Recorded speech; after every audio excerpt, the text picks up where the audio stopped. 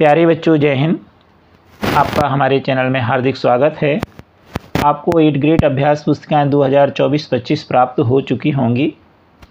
इसी के अंतर्गत हम 8 ग्रेड अभ्यास पुस्तिका गणित कक्षा 8वीं का संपूर्ण हल देखेंगे। साथ ही आप 8 ग्रेड अभ्यास पुस्तिका के साथ साथ मुख्य अभ्यास पुस्तिका भी हल कर लीजिए। हमारे चैनल की प्लेलिस्ट में जाकर के आप मुख्य पुस्तिका के सभी अध्यायों के हल देख सकते हैं और नोट्स बना लीजिए। अभी तक आपने हमारे चैनल को सब्सक्राइब नहीं किया तो कर लीजिए। अध्याय 5 वर्ग और वर्गमूल। जब कोई संख्या स्वयं से गुणा होती है तो गुणनफल एक पूर्ण वर्ग होता है। जैसे 5 गुणे 5 तो 5 पे 2 की घात पढ़ेंगे, 2 की घात को वर्ग पढ़ते हैं तो हम पढ़ेंगे 5 का वर्ग। इंग्लिश में हम इसे स्क्वायर पढ़ते हैं। 25 यहाँ पर हमने आपको बताया 5 गुणे 5 को हम 5 पे 2 की घात को 5 का वर्ग के रूप में पढ़ते हैं। 1 का वर्ग 1 गुणे 1 1, 2 का वर्ग 2 गुणे 2 4, 3 का होगा वर्ग 9, 4 का 16, 5 का 25, 6 का 36 इत्यादि। अब हम कोई चर a लें तो a का वर्ग होगा a गुणे a और इसे हम a पर 2 की घात के रूप में लिखते हैं। आप इस तरह एक तरफ लिख लेना अंक, एक तरफ लिख लेना वर्ग और 1 2 3 4 5 6 इत्यादि लिख लेना, 2 की घात लगा देना तो वर्ग हो जाएगा। 1 का वर्ग 1, 2 का 4, 3 का 9, 4 का 16, 5 का 25, 6 का 36, 7 का 49 इत्यादि। 50 का होगा 2500 इत्यादि आप लिख लेंगे। अब हम बाएं से दाएं तरफ पढ़ेंगे तो 1 का वर्ग 1, 2 का वर्ग 4। अब अगर हम दाहिने तरफ से पढ़ें तो 1 का वर्गमूल 1, 4 का वर्गमूल 2, 9 का 3 ऐसा पढ़ेंगे। और a वर्ग है तो a वर्ग का वर्गमूल होगा a। तो इस तरह हम 50 तक यदि वर्ग और वर्गमूल याद कर लेंगे तो हमें सवाल हल करने में आसानी होगी। आगे देखें, संख्याओं के इस संग्रह को वर्ग या संख्या या वर्ग कहते हैं क्योंकि यह किसी वर्ग का क्षेत्रफल बनाते हैं। चूँकि वर्ग की भुजाएं समान होती हैं इसलिए वर्ग का क्षेत्रफल बराबर भुजा गुणे भुजा। इसी को हम भुजा का वर्ग भी लिख सकते हैं। तो वर्ग का क्षेत्रफल भुजा गुणे भुजा या भुजा का वर्ग या भुजा पे 2 की घात। उदाहरण के लिए 2 सेंटीमीटर भुजा वाले वर्ग का क्षेत्रफल 4 वर्ग सेंटीमीटर होगा क्योंकि 2 का वर्ग 2 गुणे 2 यानी 4 और सेंटीमीटर में सेंटीमीटर का गुणा होगा तो सेंटीमीटर पे 2 की घात, अर्थात इसे हम पढ़ेंगे वर्ग सेंटीमीटर। इसके विपरीत यदि हमें पता हो कि एक वर्ग का क्षेत्रफल 9 वर्ग सेंटीमीटर है तो हम बता पाएंगे कि वर्ग की भुजा 3 सेंटीमीटर है। तो पहले हमें भुजा दी थी और हमने क्षेत्रफल देखा वर्ग के रूप में। अब क्षेत्रफल दिया है तो भुजा कैसे देखेंगे तो वर्गमूल के रूप में। 9 वर्ग सेंटीमीटर तो 9 का वर्गमूल होगा 3 और सेंटीमीटर वर्ग है तो इसका वर्गमूल सेंटीमीटर होगा तो भुजा हो जाएगी 3 सेंटीमीटर। तो 9 का वर्गमूल 3 इसलिए भुजा होगी 3 सेंटीमीटर। यहाँ पर चित्र बना हुआ है। एक वर्ग है जिसकी भुजा 2 इकाई है तो उसका क्षेत्रफल 4 वर्ग इकाई के रूप में लिखा जाएगा कुछ इस तरह से। इसी तरह यहाँ एक वर्ग है जिसकी भुजा 3 इकाई है। 3 इकाई का मतलब है 3 सेंटीमीटर इकाई के रूप में। अगर हम 1 सेंटीमीटर लें तो 1 2 3, इधर लिया हमने 1 2 3 और इसको हमने बनाया तो देखिए 3 3 3 3 सभी लाइन में पंक्ति में आया 3 3 3। तो ये कहलाए स्तंभ कॉलम और ये कहलाई पंक्तियाँ। तो 3 3 पंक्तियाँ बनी और 3 3 स्तंभ, इसमें 2 2 बने क्योंकि इसकी भुजा क्या थी 2 इकाई। तो इस तरह हम चित्र के रूप में व्यक्त कर सकते हैं। अब हम देखें, एक टेबल बनी है वर्ग संख्या के गुणधर्म के रूप में। थोड़ी देर पहले हमने बताया कि संख्या आपको 1 से 50 तक लिख लेना है और उनके वर्ग लिख लेना है। तो वही चीज़ यहाँ लिखी हुई है। 1 का वर्ग 1, 2 का 4, 3 का 9, 4 का 16, 5 का 25, 6 का 36 इत्यादि।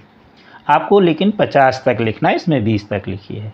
तो हम बाएं से दाएं तरफ पढ़ रहे थे तो क्या पढ़ेंगे 2 का वर्ग 4, 3 का 9। अब दाहिने तरफ से बाएं तरफ पढ़ेंगे तो हम पढ़ेंगे 9 का वर्गमूल 3, 16 का 4, 25 का 5, 36 का 6, 49 का 7, 64 का 8, 81 का 9 इत्यादि। तो हम वर्ग और वर्गमूल दोनों एक साथ याद कर लेंगे। दी गई सारणी को देखने से पता चलता है कि यहाँ सभी जो वर्ग संख्याएं की इकाई है उसमें 0, 1, 4, 5, 6 और 9 आता है। यानी कोई भी संख्या यदि वर्ग के रूप में है तो उसकी इकाई में 0, 1, 4, 5, 6, 9 आएगा।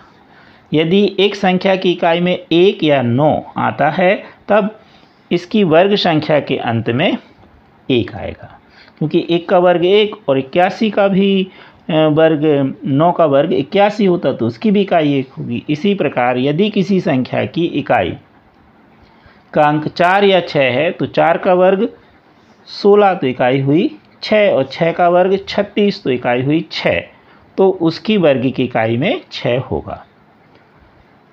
किसी संख्या की इकाई का अंक 5 है तो उसकी वर्ग की इकाई में भी 5 आएगा, क्योंकि 5 का वर्ग 25 होता तो इकाई 5 होगी। अगला गुणधर्म है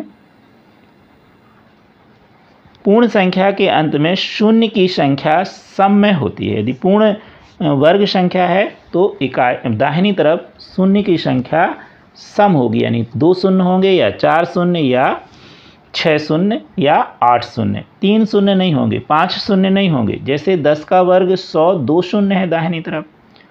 इसी तरह 20 का वर्ग तो 2 शून्य है, 100 का वर्ग तो कितने शून्य हैं, 4 शून्य। तो ये ध्यान में रखना है कि अंत में शून्य की संख्या या दूसरी तरफ से दाहिनी तरफ से शून्य की संख्या सम होगी। अगला इसमें दिया हुआ है वर्गमूल।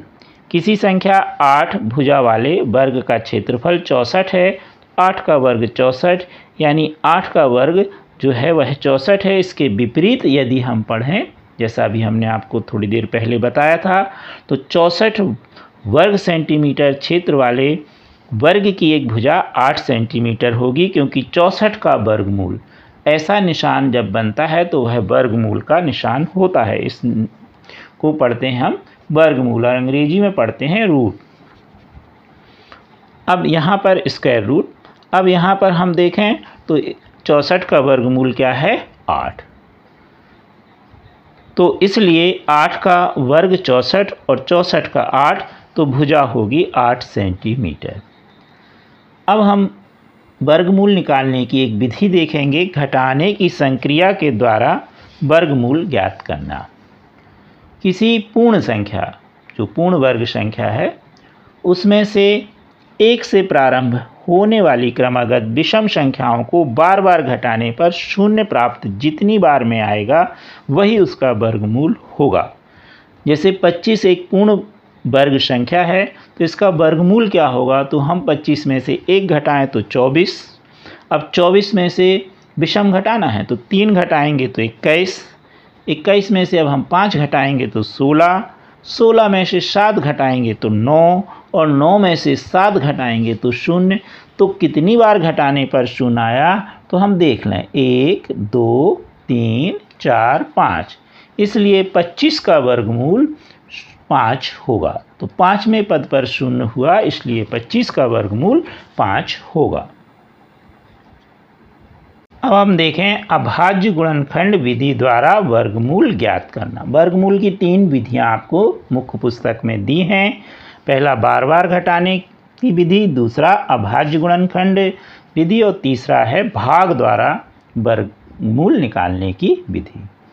तो अब क्या करेंगे, हम किसी भी संख्या का अगर हमें वर्गमूल निकालना है तो पहले हम उसके अभाज्य गुणनखंड प्राप्त कर लेंगे। किसी संख्या के वर्गमूल के अभाज्य गुणनखंडों को उस संख्या के अभाज्य गुणनखंडों की संख्या की दुगनी होती है। जैसे 144 का वर्गमूल के लिए हम गुणनखंड देखें तो 2 गुणे 2 गुणे 2 कितनी बार है, 4 बार, और 3 गुणे 3। तो यहाँ पर हम देखें तो इसमें जोड़ी बनाए हम 2 2 की, तो 2 2 की 2 जोड़ी बन जाएंगी और 3 की 1, और जोड़ी में से हम 1 ले लें तो आएगा 2 गुणे 2 गुणे 3, या दूसरे शब्दों में 2 का वर्ग 2 का वर्ग 3 का वर्ग, या ये लिख दें जैसा हमने कहा 2 गुणे 2 गुणे 3 कोष्टक में लिख लें और उस पर 2 की घात लगा दें, यानी 144 12 का वर्ग है, या दूसरे शब्दों में हम कहें तो 144 का वर्गमूल 12। यानी यहाँ से हम यदि इस पर वर्गमूल का निशान लगा दें दोनों तरफ, तो इसमें से एक एक जोड़ी में से लेंगे, गुणा करने पर हमें 12 प्राप्त होगा। तो इसमें हमें अभाज्य गुणनखंड निकालना है और 2 की जोड़ी बनाना है, और जोड़ी में से एक एक जो भी संख्या है उसको ले लेना है अभाज्य गुणनखंड वाली और गुणा कर दीजिए, तो वही उसका वर्गमूल होगा। जिस संख्या के अभाज्य गुणनखंड के सारे गुणनखंड युग्म में नहीं होते वह संख्या पूर्ण वर्ग नहीं होती। जैसे 72 के हम देखें 2 गुणे 2 गुणे 3 गुणे 3 गुणे 2, तो 2 की तो जोड़ी बन गई युग्म, और 3 का बन गया, लेकिन 1 2 ऐसा है जिसका युग्म नहीं बना है। अतः 72 जो है वह पूर्ण वर्ग संख्या नहीं है। तो पूर्ण वर्ग संख्या होगी तो निश्चित ही उसके 2 के जो अभाज्य गुणनखंड हैं जोड़ी बनेगी। अब हम इसी विस्तार पूर्वक अध्ययन के बाद अब अभ्यास प्रश्नों का हल देखेंगे। प्रश्नों को पढ़कर दिए गए विकल्पों में से सही उत्तर चुनकर लिखिए और सामने दिए गए सही घेरे को भरिए।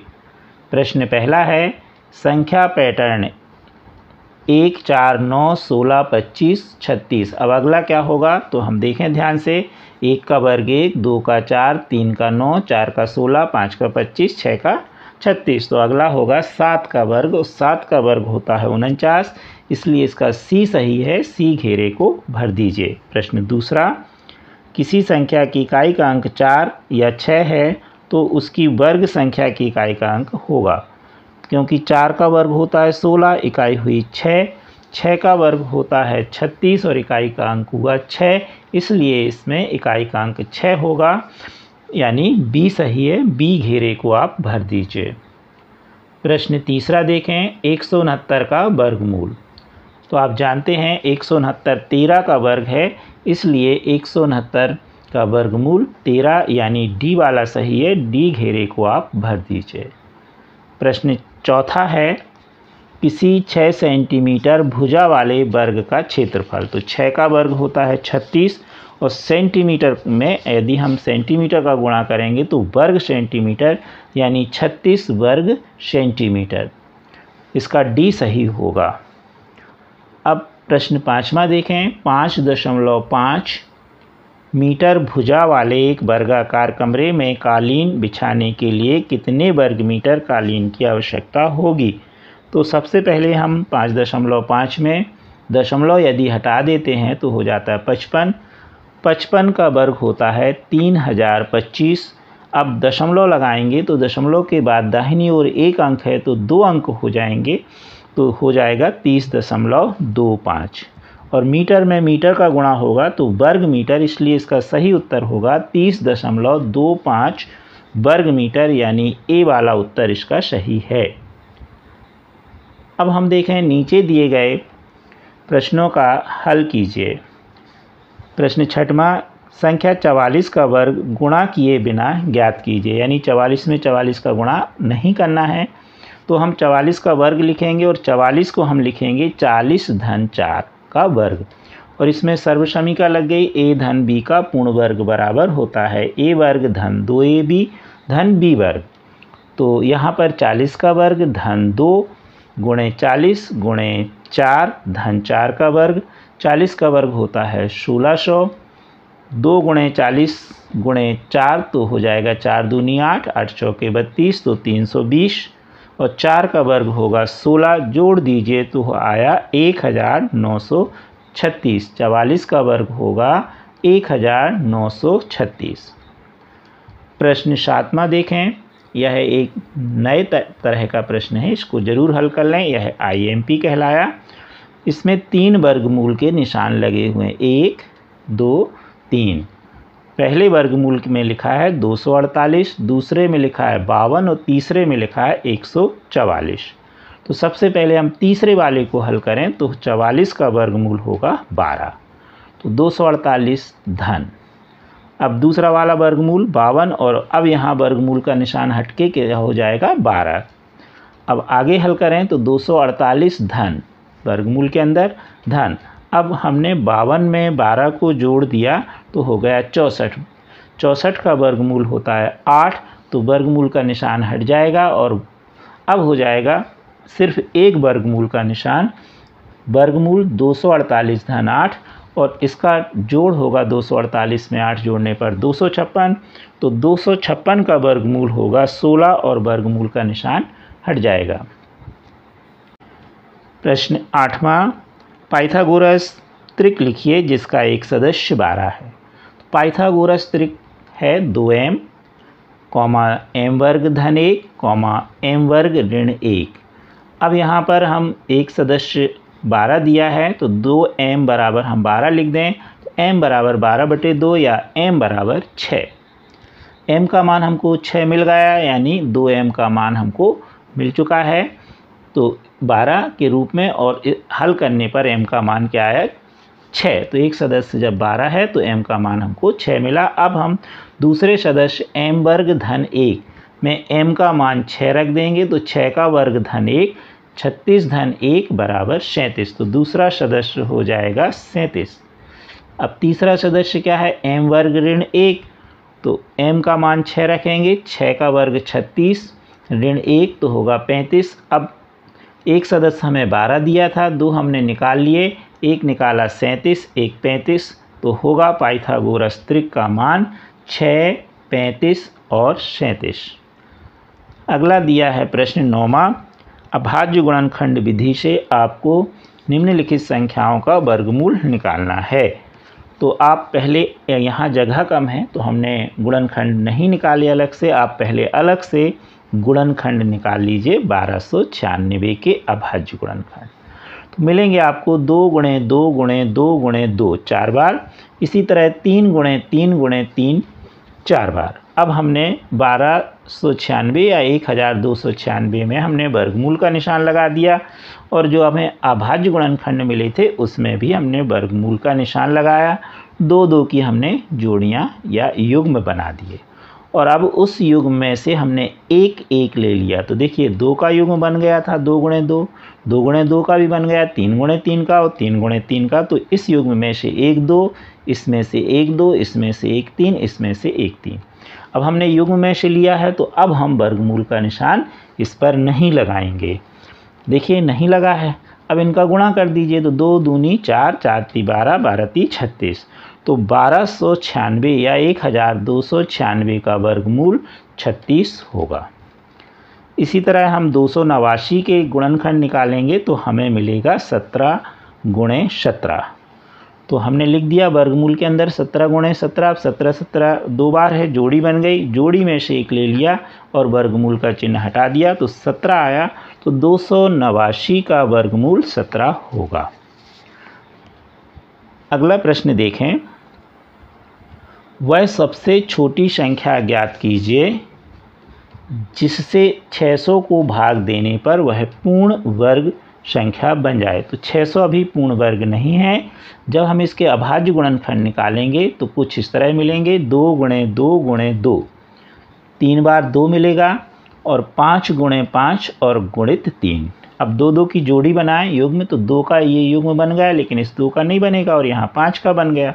तो ध्यान से देखिए, 1 2 और यहाँ पर ये जो 1 3 है इसका युग्म नहीं बन रहा है, इसलिए यह जो 600 है यह पूर्ण वर्ग संख्या नहीं है। अब इसे हम हटा दें यदि, तो ये जोड़ी बन जाएंगी। इस 2 को हटा दें गुणा में, और इस 3 को, और हटाने के लिए गुणा वाले को हमें भाग करना पड़ता है। तो अर्थात 600 में 2 गुणित 3 बराबर 6 का भाग कर देंगे हम, तो आ जाएगा 100, और 100 पूर्ण वर्ग है, तो इसका उत्तर होगा 6। किस संख्या का हम भाग करेंगे? 6 का। प्रश्न 11वां दिया है, भाग विधि से वर्गमूल ज्ञात कीजिए 625 का। तो सबसे पहले हम जब भाग विधि से वर्गमूल निकालेंगे तो कुछ इस तरह से भाग का निशान बनाएंगे, एक खड़ी लाइन और एक उसके ऊपर आड़ी लाइन, और वर्गमूल जिसका निकालना है उसे हम अंदर लिख देंगे 625। अब दाहिनी तरफ से 2 2 के जोड़ी बनाएंगे और उसके ऊपर हम बार का निशान, एक लाइन खींच देंगे जिसे हम बार पढ़ते हैं। जिसकी जोड़ी नहीं बनेगी उस पर भी हम बार का निशान लगा देंगे। तो 625 में 2 अंक लेंगे, 5 2 तो जोड़ी बन गई, तो इसमें हम बार का निशान, 6 की नहीं बनी तो इस पर भी बार का निशान। पहला काम हमारा क्या हो गया, दाहिनी तरफ से 2 2 के युग्म बना लिए और उन पर हमने बार का निशान। अब हम बाईं ओर से पहले बार के निशान को लेंगे, तो जो भी संख्या होगी तो हम देखेंगे वो किस संख्या के पूर्ण वर्ग के नज़दीक है। तो 6 किसके नज़दीक है, 2 के, 2 का वर्ग 4, 3 का वर्ग 9, ज़्यादा हो गया, तो यहाँ पर हम 2 लिखेंगे, 2 का वर्ग 4 लिखेंगे नीचे और 6 में से 4 घटा देंगे तो 2 आएगा। और जो हमने 2 लिया उसे हम यहाँ भी लिख देंगे, यहाँ भागफल में। अब यहाँ पर जो भी संख्या है उसका दुगना यानी 2 का उसमें गुणा कर देंगे तो आएगा 4। अब यहाँ पर दाहिनी ओर हम खाली स्थान बना देंगे, रिक्त स्थान। अब इसमें क्या आएगा ये हम चेक करेंगे। तो यहाँ पर अब हमने 6 का निकाल लिया, बार का निशान लेंगे तो उसमें युग्म में है 25, तो यहाँ पर हम 2 के दाहिनी ओर 25 लिख देंगे और हो जाएगा 225। अब यहाँ पर हम रफ कार्य करेंगे, जो यहाँ पर हमने खाली जगह छोड़ी है उसको हम अलग से कर लें, तो 4। अब यहाँ पर हम कोई ऐसी संख्या लिखें और उस संख्या का हम जो भी यहाँ पर लिखें तो ये संख्या बन गई, इसमें उसका गुणा करने पर इसके बराबर मिलना चाहिए, जो 225 है उसके बराबर। तो यहाँ पर हम 5 लिखेंगे तो हो जाएगा 45 और 5 का गुणा 45 में करेंगे तो 225। तो यहाँ पर आ जाएगा 5 और यही 5 भागफल में आ जाएगा और 225 में से 225 घट जाएंगे तो 0। इस प्रकार जो भागफल आया 25, तो 625 का वर्गमूल 25 होगा। ऐसे और भी सवाल आप कई कर लीजिए और आप हमारे मुख्य पुस्तक का वीडियो देख करके ऐसे बहुत सारे सवाल आप करेंगे तो आपको भाग विधि बहुत सरल लगेगी। प्रश्न 12वां, वह सबसे छोटी संख्या ज्ञात कीजिए जिसमें 200 का गुणा करने पर वह एक पूर्ण वर्ग संख्या बन जाए। 10वें सवाल में आपने देखा था कि भाग करने पर, अब हम गुणा करने पर देखेंगे। सबसे पहले वही प्रक्रिया, 200 के हम अभाज्य गुणनखंड निकालेंगे, 2 गुणे 2 गुणे 2 गुणे 5 गुणे 5। यहाँ पर हम फिर वही युग्म बनाएंगे, 2 की जोड़ी बन गई और 5 की, लेकिन 1 2 का युग्म नहीं बना है। पिछली बार हमें हटाना था तो हमने भाग कर दिया था, इस बार हमें क्या करना है, उसकी जोड़ी बनाना है। तो 1 2 है, अब 1 2 कम है, अर्थात 2 का हम यदि इसमें गुणा कर देंगे तो हमारी इस 2 की जोड़ी बन जाएगी। तो इस प्रकार हम कह सकते हैं कि 200 में 2 का गुणा करने अर्थात 200 गुणे 2 बराबर 400, जो कि एक पूर्ण वर्ग संख्या बन जाएगी, अर्थात 2 का गुणा करने पर 200 में वह पूर्ण वर्ग बन जाएगी। प्रश्न 13, यह भी एक नया प्रश्न जुड़ा है। 12 और 21 ऐसी अद्भुत संख्याओं के युग्म हैं जिनके वर्गों का योग 144 और 441 है। ये एक दूसरे के अंक पलटने से प्राप्त हो रहे हैं। तो क्या आप ऐसी अन्य संख्याओं के युग्म प्राप्त कर सकते हैं? तो ध्यान से देखिए, 12 को पलटेंगे तो 21 हो जाएगा और 12 का वर्ग 144 और 144 को हम पलट दें, 4 4 1 कर दें तो हो गया 21 का वर्ग। यह समझाना चाहते हैं। तो हाँ, 13 और 31, 13 को पलट देंगे तो 31 होगा, 13 का वर्ग होगा 169 और 169 को हम पलट देंगे तो 961, जो कि 31 का वर्ग है। यह भी ऐसा युग्म है। इसके अलावा इसी तरह 102 और 201, 101 का वर्ग होगा 10,404 और पलट देंगे तो हो जाएगा 40,401, जो कि 201 का वर्ग है। प्रश्न 4 है, एक व्यापक ड्रिल अभ्यास के विभिन्न स्कूलों में 6,250 विद्यार्थियों को पंक्तियों में इस प्रकार व्यवस्थित किया जाता है कि प्रत्येक पंक्ति में उतने ही विद्यार्थी हैं जितने की पंक्तियों की संख्या। ऐसा करने पर प्रशिक्षक यह पाता है कि 9 विद्यार्थी शेष रह जाते हैं, तो इस वर्ग की प्रत्येक पंक्ति में विद्यार्थियों की संख्या ज्ञात कीजिए। तो सबसे पहले हम देखें कि 9 विद्यार्थी जो है इस पंक्तियों में वो खड़े नहीं हैं जो भी ड्रिल हो रही है। तो हम 6250 में से सबसे पहले 9 को घटा दें तो हमारे पास आया 6241, यानी 6241 विद्यार्थी ही पंक्ति में खड़े हैं। और इस प्रकार खड़े हैं, जितनी पंक्तियां हैं उतने ही एक पंक्ति में विद्यार्थी हैं। ऐसा प्रश्न जब भी आए तो उसका वर्गमूल निकाल लेंगे। 6241 का वर्गमूल कठिन है, ध्यान रखिए। आप 1 से 9 तक की अभाज्य संख्याएं लिख लीजिए। तो इसमें 79 का जो वर्ग है वह है 6241 और 79 अभाज्य संख्या है, अर्थात 79 गुणित 79, तो 6241 का वर्गमूल होगा 79, यानी प्रत्येक पंक्ति में 79 विद्यार्थी खड़े हुए हैं। अंतिम प्रश्न है 15। आप अपने घर के उत्तर की ओर चलते हैं और फिर मुड़कर पश्चिम की ओर चलते हैं ताकि आप अपने मित्र के घर पहुंच जाएं। लौटते समय आप अपने मित्र के घर से अपने घर तक विकर्णतः चलते हैं तो लौटते समय आप कितनी दूरी तय करेंगे। यहाँ पर दूरी नहीं दी गई तो हम मान लेंगे कि पहले हम x दूरी और फिर y दूरी तय करते हैं। यहाँ पर एक चित्र बना है पूरब, पश्चिम, उत्तर, दक्षिण दिशाओं का। अब यहाँ मान लीजिए हमारा घर है बिंदु O पर। अब हम चलते हैं सबसे पहले उत्तर की ओर, O से A तक चलते, मान लीजिए x दूरी तय करते हैं, OA बराबर x दूरी। अब हम पश्चिम की तरफ A से B की तरफ चलते हैं, मान लीजिए कि y दूरी तय करते हैं और B पर हमारे जो मित्र है, दोस्त है, उसका घर है। तो इस प्रकार हम पहुंच गए उसके घर। अब हम घर से जब लौटते हैं, उसके घर से जब हम अपने घर लौटते हैं तो हम विकर्ण, ये समकोण त्रिभुज बन गया, तो हम B से O की ओर विकर्णतः चलते हैं। तो हमें बताना है B से O की दूरी। यह एक समकोण त्रिभुज बन गया है। समकोण त्रिभुज में पाइथागोरस त्रिक लगती है, कर्ण का वर्ग बराबर लंब का वर्ग धन आधार का वर्ग। तो हमने OA को x मान लिया, AB को y मान लिया। अब इसमें कर्ण होगा OB, तो कर्ण का वर्ग यानी OB, आधार मान लीजिए OA तो OA का वर्ग, और लंब मान लीजिए AB तो AB का वर्ग। ये हुई पाइथागोरस त्रिक या प्रमेय।